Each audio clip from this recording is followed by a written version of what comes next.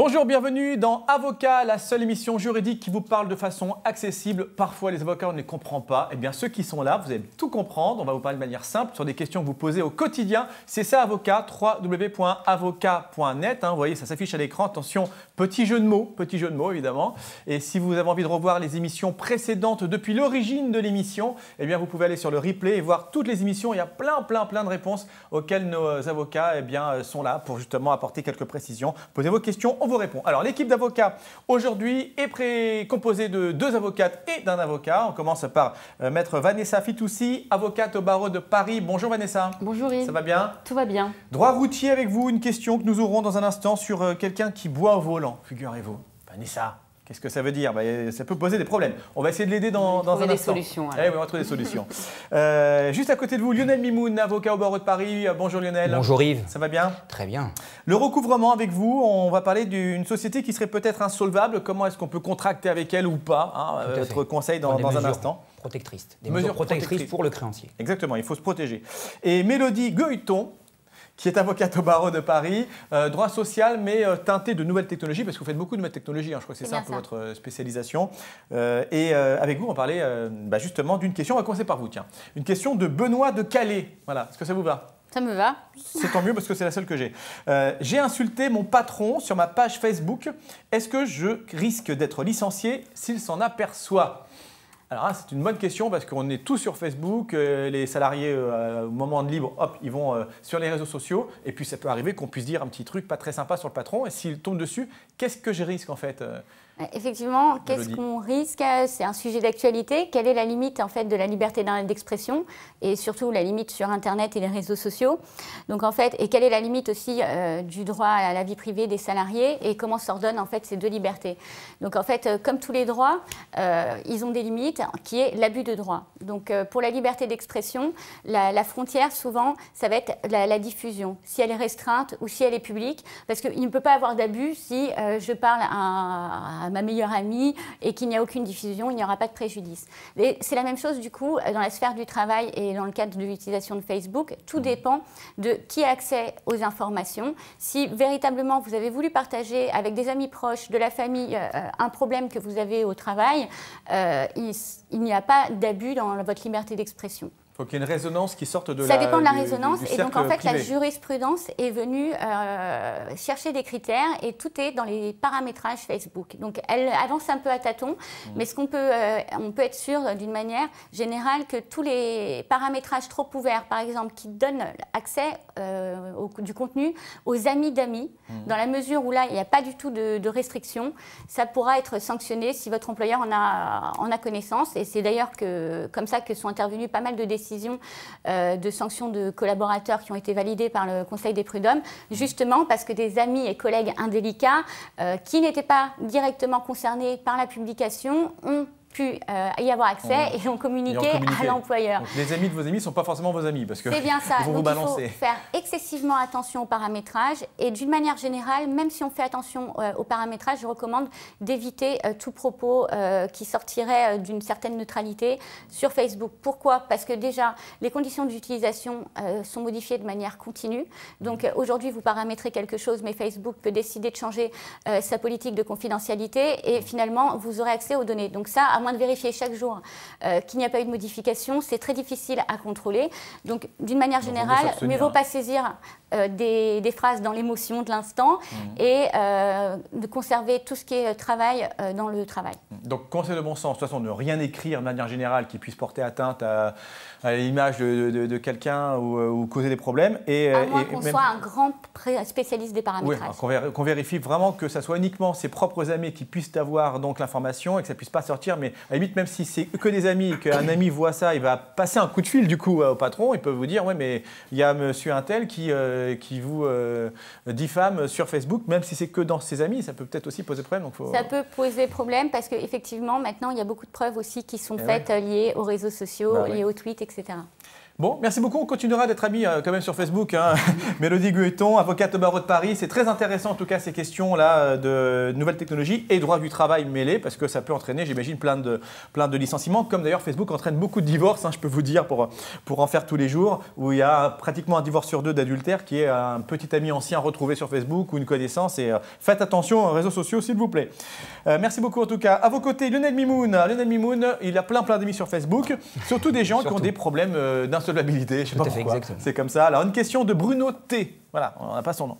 Je dois signer un contrat avec une société, mais je crains qu'elle soit insolvable, cette société. Alors, il hésite, il doit faire son contrat, mais apparemment, peut-être il a des indices comme quoi ça ne va pas très fort. Alors, qu'est-ce qu'il doit faire en fait Exactement. Qu'est-ce qu'il peut faire? Alors, on est dans le cadre d'une personne qui va passer un contrat.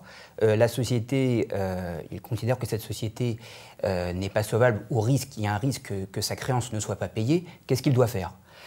Alors, préalablement, et c'est ce qu'on appelle c'est un peu technique, il doit faire des mesures provisoires, des mesures conservatoires. C'est-à-dire qu'il va saisir un avocat, puisque c'est assez technique.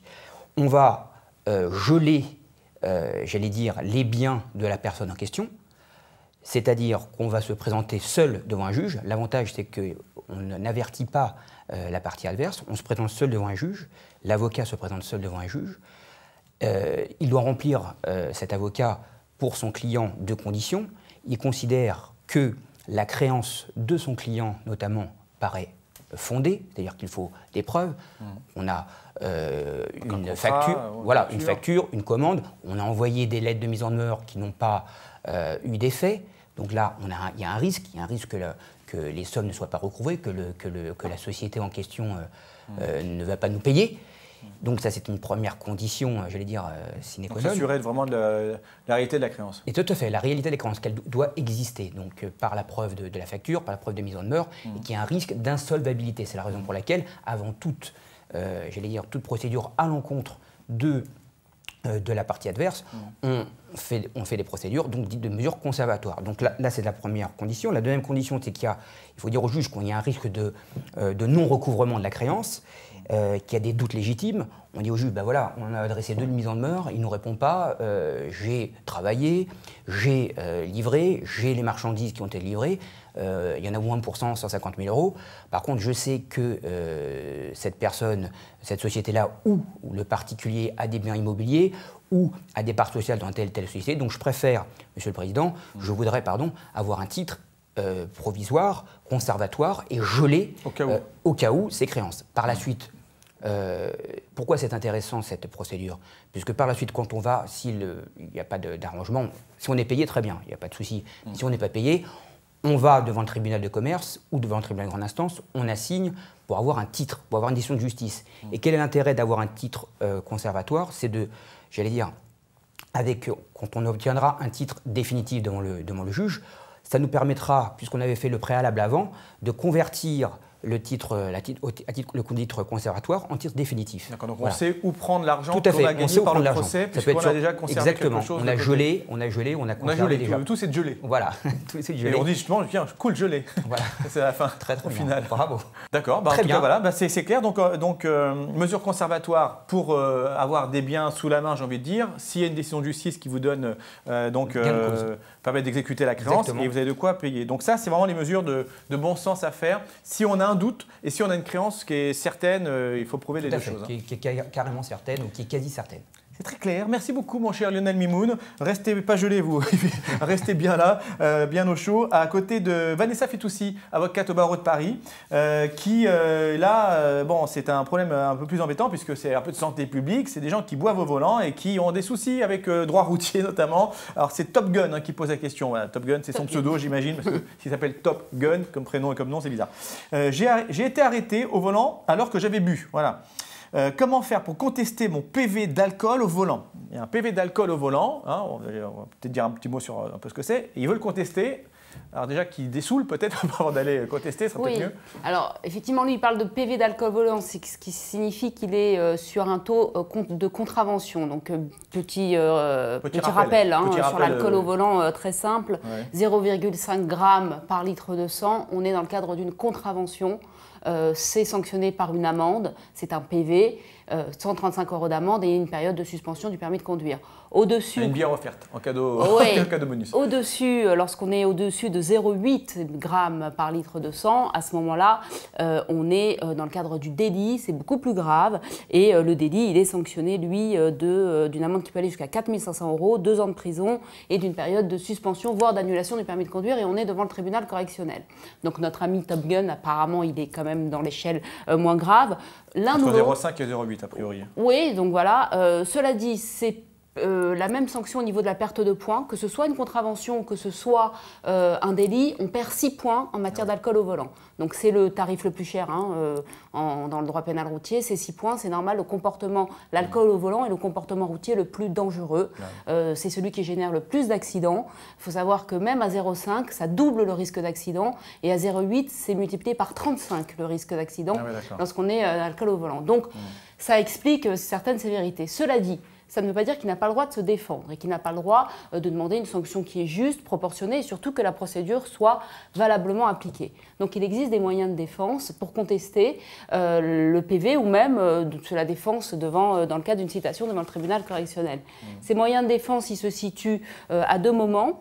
Le premier moment, c'est tout ce qui est avant la verbalisation, c'est-à-dire vérifier la légalité du contrôle, vérifier si les agents de police avaient le droit de vous arrêter, dans quelles conditions ils vous ont arrêté, où ils vous ont arrêté, s'ils étaient assermentés pour le faire et s'ils l'ont fait dans de bonnes conditions. Tous les vices de forme qu'on pourrait soulever. Tous les vices de forme avant le contrôle. On vérifie que tout soit. On vérifie et effectivement, les policiers ont l'obligation de relever, mais par contre, ils doivent le faire sous certaines conditions. Pareil, lorsqu'on arrive en garde à vue, s'il y a une garde à vue, vérifier la légalité de la garde à vue, etc. Tout ce qui est en amont du contrôle, il y a toute une niche de nullité, toute une niche à vérifier, et c'est le droit de chacun de les faire valoir. Et puis le deuxième... Si les vices de forme ne sont pas là, donc tout est... Non, les vices de forme, de toutes les façons, on vérifie. Après, effectivement, il y a un autre débat, c'est de savoir si on est vraiment en situation d'alcoolémie. Il faut savoir que le 0,5, il suffit d'être juste un tout petit peu en dessous, et on n'a pas de contravention du tout, et on ne perd pas les 6 points. Donc l'enjeu, il est quand même important. Il faut vérifier à ce moment-là la validité du contrôle. Il faut voir si l'appareil qui a relevé le taux d'alcoolémie était fiable. Et ça, c'est un autre moyen de défense. C'est de nouveau le travail que fait l'avocat spécialiste. Et c'est ça la défense, en fait, en droit pénal routier. C'est de vérifier la validité du contrôle et du taux d'alcoolémie, avec notamment la fiabilité de l'appareil. Et vérifier si toutes les mentions légales imposées par la loi sur l'appareil sont présentes, sont réunies sur le procès verbal. Donc la vérification périodique annuelle de l'appareil, le fait que l'appareil ait été contrôlé préalablement, etc. Donc tout ceci permettra de garantir que vous étiez vraiment en alcoolémie, et à ce moment-là, on se défendra sur le. Et après, on peut toujours aller demander au juge de ne pas être trop sévère sur certaines conditions. Ça existe dans toutes les matières. On peut toujours le faire. Voilà. Merci beaucoup, Vanessa, en tout cas, d'avoir rappelé toutes ces conditions qui ouvrent à la contestation des PV d'alcool, et rappeler les taux, effectivement. Et bien sûr, ne buvez pas au volant, et de manière générale, si vous pouvez éviter de boire tout court, c'est mieux. Merci beaucoup à tous les trois pour ces réponses précises. Rendez-vous très prochainement pour un autre avocat sur votre chaîne préférée, et quand vous le souhaitez sur www.avocat.net. Salut!